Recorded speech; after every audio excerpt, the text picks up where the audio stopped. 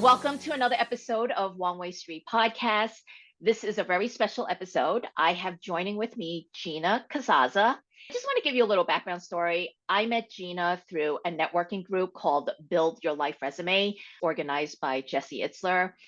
And I have to say that every time I join a networking group, I always found great people. And I'm just so glad to be able to add you to that list, Gina, because you reached out to me. You happened to be in Long Island for that summer. We met for coffee, and our relationship has just developed to a friendship. You supported me in so many ways. I'm just so glad to have met you. Just to give you a short introduction, and Gina, feel free to add to your extensive list. But Gina is an entrepreneur. She has quite a list of accomplishments that I want to share with you because I just think that for what you've done so far is just incredible. I want to share that you are an author of a children's book called You Truly Do Belong.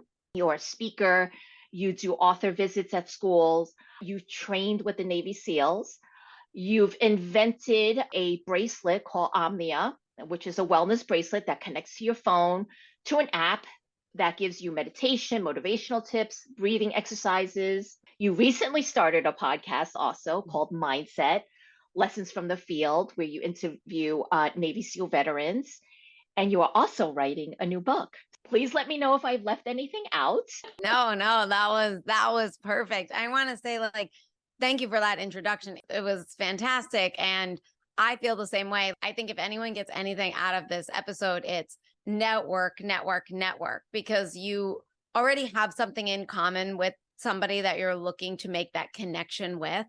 And not everyone that you connect with that you have something in common with will develop into a friendship, but some of them will. This is a friendship that I really cherish. So I'm grateful because I've reached out to so many people on BYLR. I'd say less than a handful of them I could call up right now and connect with. And that's just the way that it goes. So I'm so grateful that we got that opportunity. Let's start with your book. You wrote a children's book, You Truly Do Belong. What made you want to write this book?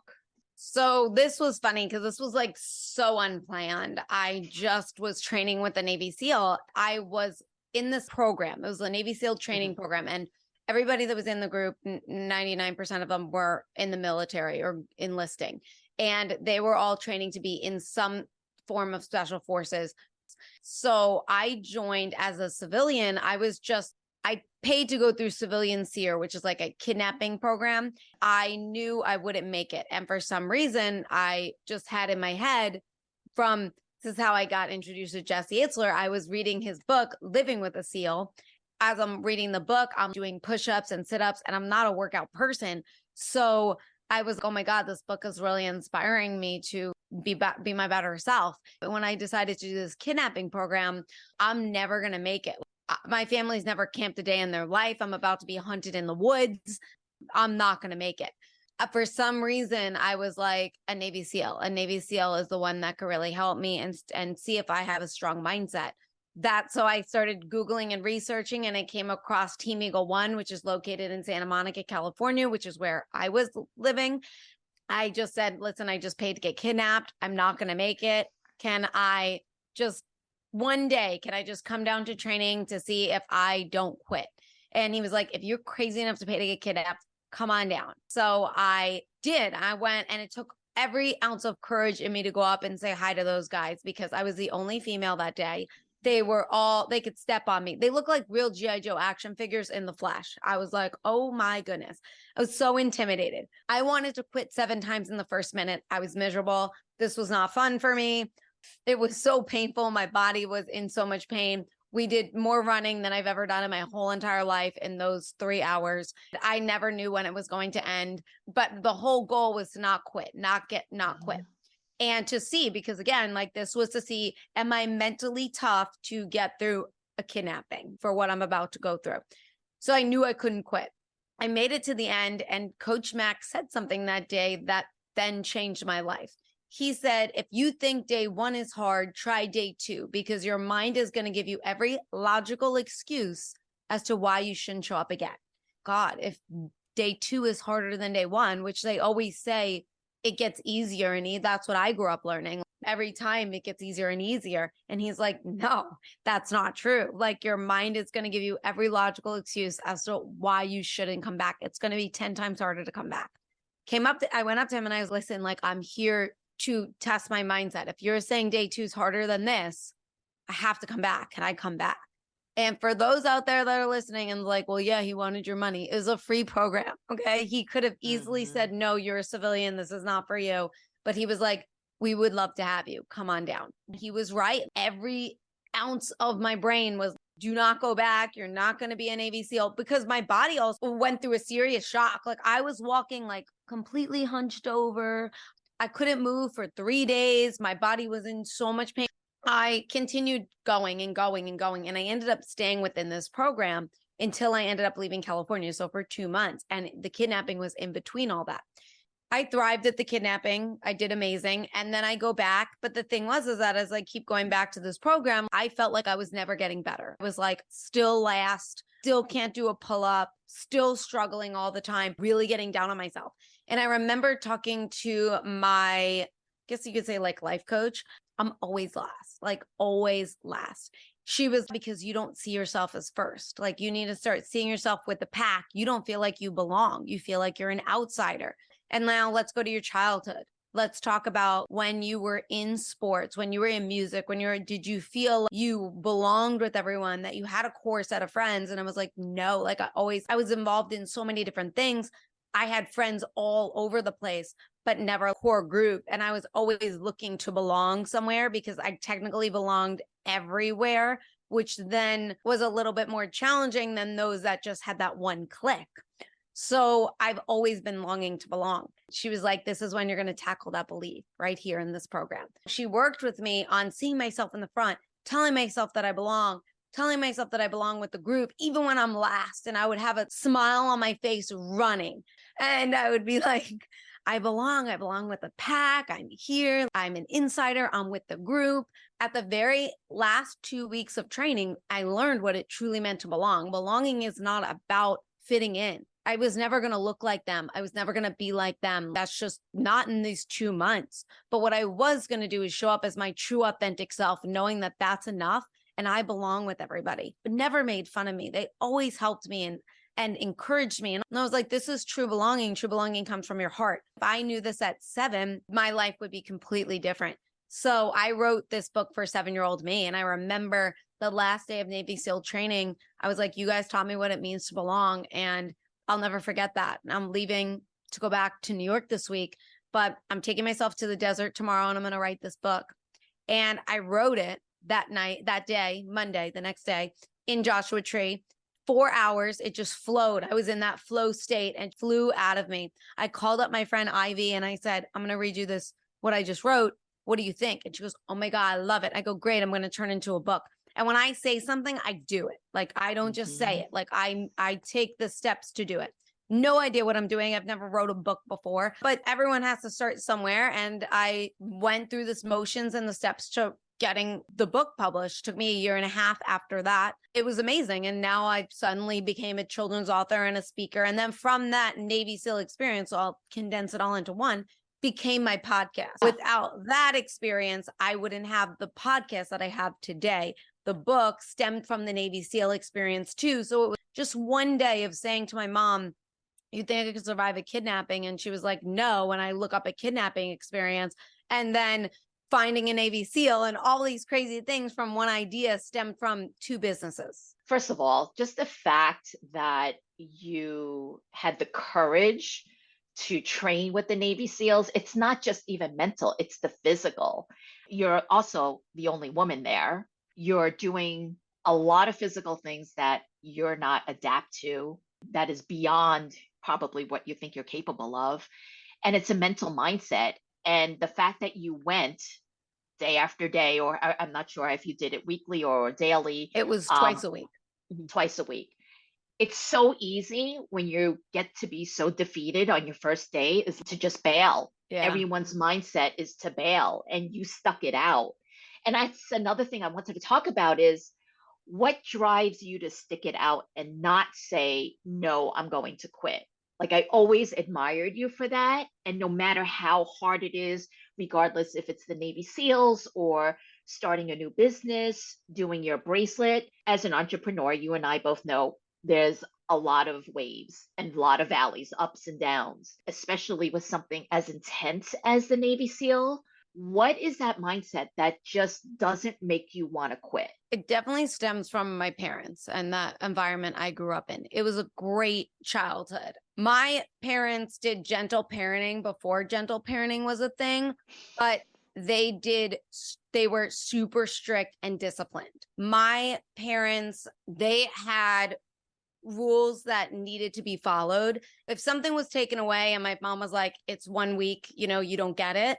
There was no 2 days later, she gave it back to me. Okay. It was that week. Yeah. So they were very, very strict, but they were very, very gentle and fair. And they gave me everything that I could possibly want. If I wanted to do sports, they put me in everything imaginable, starting at a really young age. Since I was 5, they put me in dance, they put me in karate, they put me in soccer and softball. You had to stick it out for the whole entire season, which means the year. There was no quitting allowed. And there was no, oh, I'm too tired to show up. That was unacceptable. I hated dance, absolutely hated it. And my mom was like, after the recital, you can quit. You don't have to go back, but you need to stick it out for the entire year. And it was the same exact thing. I did soccer too when I was 5. I quit.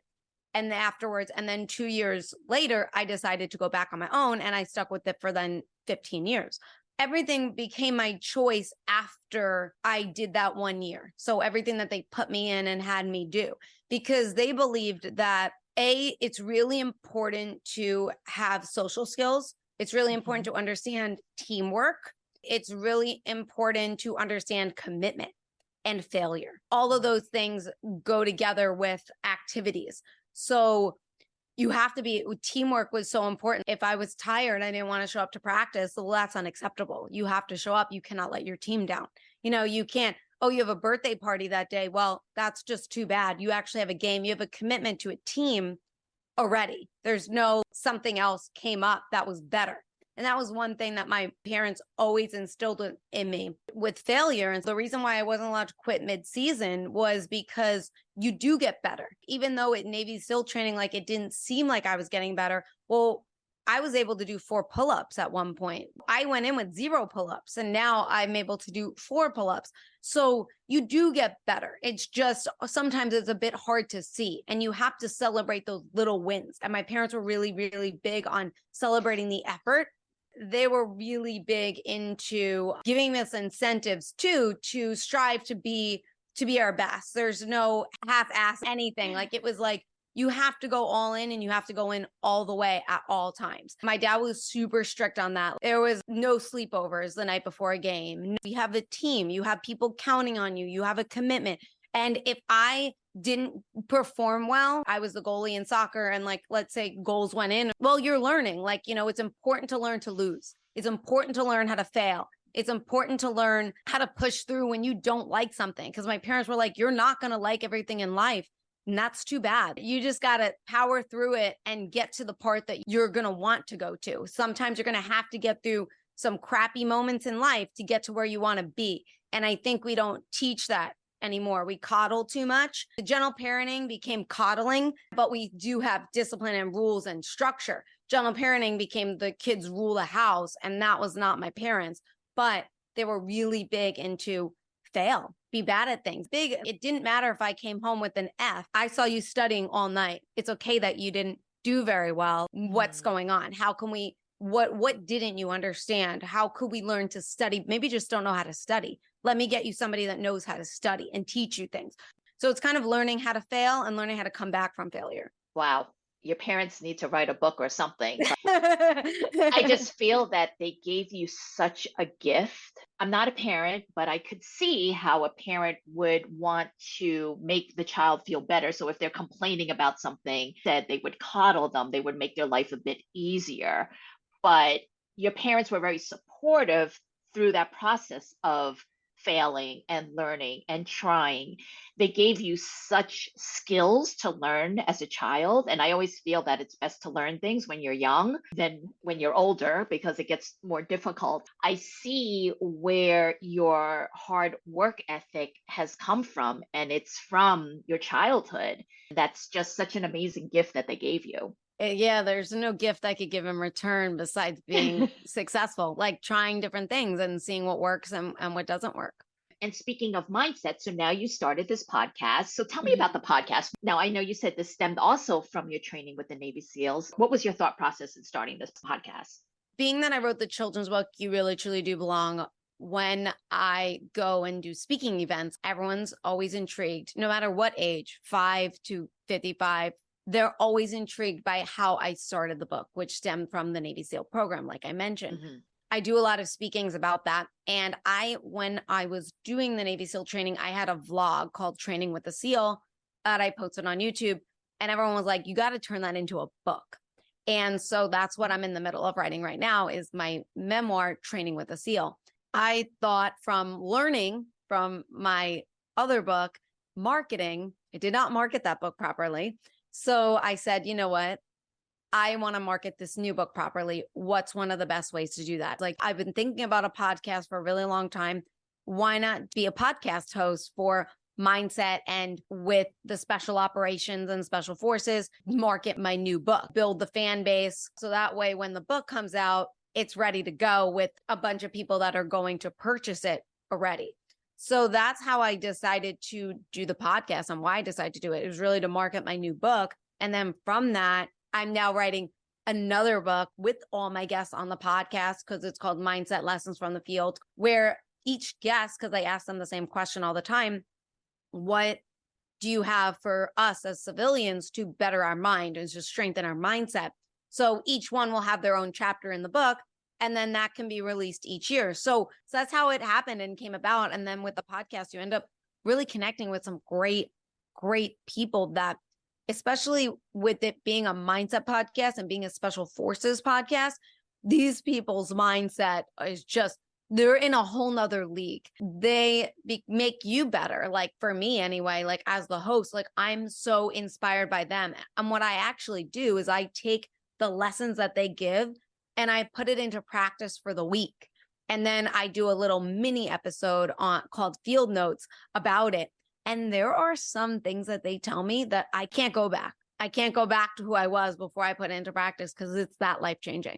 The next thing I want to ask you about is time management because you do so much. You don't have help, you don't have staff, you do all your marketing, you do all your social media, you do all your editing. Now you're writing a book. So, how do you manage your time across this extensive list that you have going on? So, it's very, very structured. I live a very structured life, which people think is kind of ironic because every 2 weeks I'm traveling somewhere.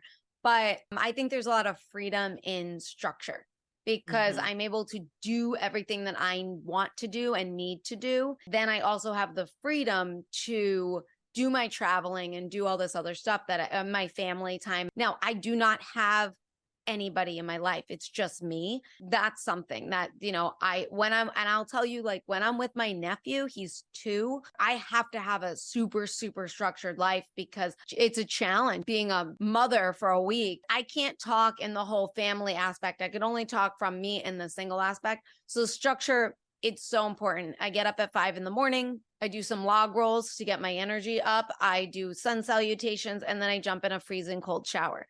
I absolutely hate it. It's miserable. It's not fun. It's gotten to a point now where it's just like, it is what it is. First week, I would think about it. I would fight myself from waking up. The water's too cold. I'm doing the hokey pokey. And the thing is like, and people are always like, well, why put yourself through that? And I go, well, because life is full of things you don't want to do. And it's challenging and I hate it. So I do it every morning. It wakes me up. It's good for my immune system. It also teaches me that I can do hard things. It teaches me that things are going to happen throughout the day that aren't going to go great. And when I jump in that shower right away, I do have to calm my body down. It's just shocked from that cold water. So I'm also teaching myself how to be calm under stress. So it's doing a lot for me. So it doesn't matter that I don't like it. I don't have to like it. And I could like it. It doesn't matter. I just have to do it. So it doesn't matter if you like it or you hate it. You just got to get it done. That's how I look at it. And I start working. The podcast right now takes up pretty much all of my life. Time management for me is just having that structure of putting yourself first by getting those things done that's going to benefit and help you. And also, like I said, I get up at 5 every morning. I go to bed at 9 every night. There's no exceptions for that. I break up my day. So I'll do the podcast stuff early in the morning. I'll do the book stuff during the 9 to 5 hours because that's school time. That's when I'm reaching out. That's when people are accessible to me via email. That's also when I'm going to do my speaking events. And then I have the rest of the time to do whatever I need to do or go back to the podcast or something like that. But I have hard outs, and those hard outs are like a hard in at 5, a hard out at 9. And there's nothing that changes that, No, that's so impressive. I think that when you don't have a 9 to 5 where it is structured, it's hard to give yourself structure. And so you've done such an amazing job at that. So I have 2 questions for you. I know you speak at a lot of schools. So I want to imagine that you saw a younger version of Gina. What advice would you give her to navigate her way of life? It could be personal, could be career-wise, but what have you learned in the last, say, 10 years that you would give to the younger version of Gina? It would definitely be the belonging message, the message that I'm sharing with everybody, because I wrote this book for 7-year-old me. When you read my dedication in my book, it says, "To my little MVP." And that's what I've always called myself. When I'm talking to myself, I always called myself little MVP. I dedicated the book to me, to childhood me. So I'd always give myself that advice, because when you know that you belong, you allow yourself to fail, because belonging is knowing that you're enough just by showing up, and you'll get better. You'll get there. And you might not be great like the other people that are there, right? Maybe they have a natural talent at it. As long as you know that you belong, like when I did stand-up comedy, I knew I belonged in that circle. I might not have been great. I knew I belonged there. And stand-up comedy is a craft. It's like you have to be getting up on that stage, to be studying, and you have to be connecting with people and all that. It gets better over time. Again, Navy SEAL training and all, you're just not going to see it right away. And knowing that you belong allows you to fail. And I've always been very good with failure because of my childhood, but it still stings every once in a while. In a way, like you mentioned earlier about my bracelet company, I stopped that for a bit. Now I am using it now. It's more, like I said, if it's not making money, it's a hobby. I go to a lot of festivals for my book. I also do my bracelets there. So I'm selling the bracelets there. I'm letting people know about the bracelets. Bracelets sponsor the podcast in a way. It's free ad space for my bracelet company. So that brings people to it. But I stopped with the social media on the bracelets, but I still, because I use my bracelets every day, I still put content on the website. I still create the content for myself because I use it and everything. I love it, but I'm not in the pushing of the sales. Again, when we're going back to time management, it's knowing what's making you money to allow these endeavors and these experiences to thrive and happen. And I have a bracelet 6 months to a year. It wasn't making me the money that it needed to. The book does. The podcast is starting to. I am going to use those 2 things, and then I could go back to the bracelets when the time feels like it's ready, and I could keep posting on social media. And for one person, I don't have that bandwidth. Now, in the beginning, it was a little rough for me to understand because A, I love the product so much. B, I felt in a way it was a failure because I invested so much money into it. But I always look at it as college. I'm in my first year of business school at college. It cost me $30,000 to go to college. It cost me $30,000 to learn about a business. As long as my little girl knew what it truly meant to belong, growing up to where I am today would have been a lot easier for me. And I also don't think I would have been in a certain circle of friends that I was in because they were extremely toxic, but I had a low self-esteem. I had a lot of insecurities. I had all this other stuff that didn't give me that belonging. I wanted that belongingness so bad.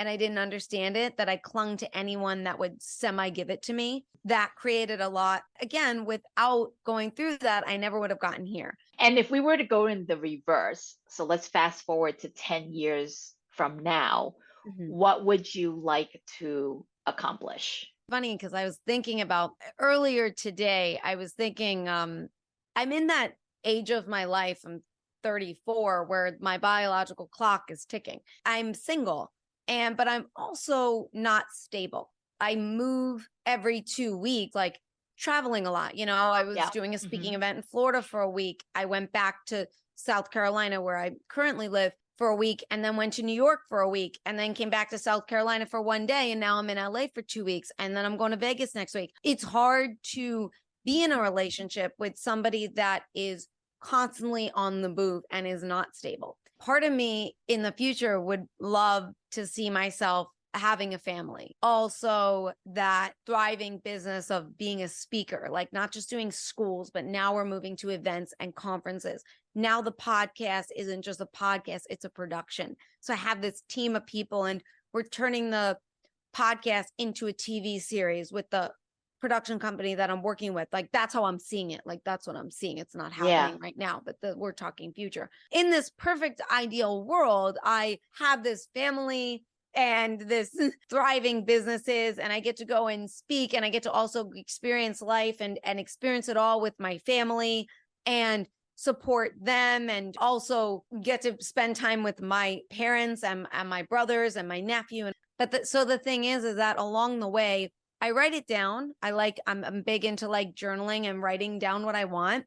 I attach it to this world after I like write it down, and then I speak it, because I like to speak it into existence. And then I like knock, or snap my fingers or something, where I take what I'm imagining and now bring it into the world that I'm living in.